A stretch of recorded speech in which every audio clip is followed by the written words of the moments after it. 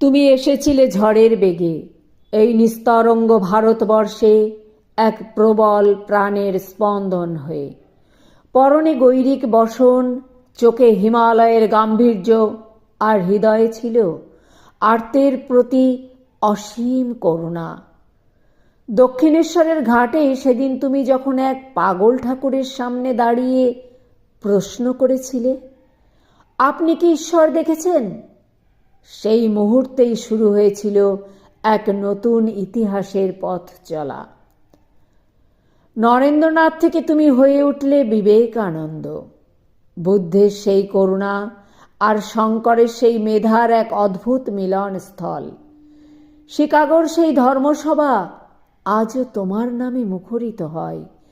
যখন তুমি বলে উঠেছিলে, আমেরিকার ভাই ও বোনেরা, সেদিন শুধু কয়েকটা শব্দ উচ্চারিত হয়নি, সেদিন ধ্বনিত হয়েছিল এক বিশ্বজনীন ভ্রাতৃত্বের জয়গান। তুমি শিখিয়েছিলে ধর্ম মানে শুধু আচার অনুষ্ঠান নয়, ধর্ম মানে মানুষের আত্মাকে চেনা, ধর্ম মানে মেরুদণ্ড সোজা করে দাঁড়ানো। তুমি বলেছিলে, জীবে প্রেমে করে যেই জন, সেই জন সেবিছে ঈশ্বর। তুমি মন্দিরের পাথরে ঈশ্বরকে না খুঁজেছিলে ক্ষুধার্তের গ্রাসে, রুগ্নের সেবায় আর অস্পৃশ্যের আঙিনায়। ভারত মাতার সেই তেজস্বী সন্তান তুমি, যার কাছে ভীরুতা ছিল পাপ আর শক্তি ছিল জীবন।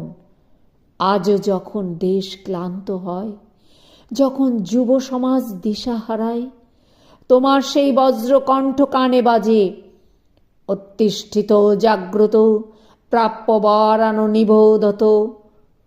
জাগো, ওঠো, আর থেমো না যতক্ষণ না লক্ষ্যে পৌঁছাচ্ছ।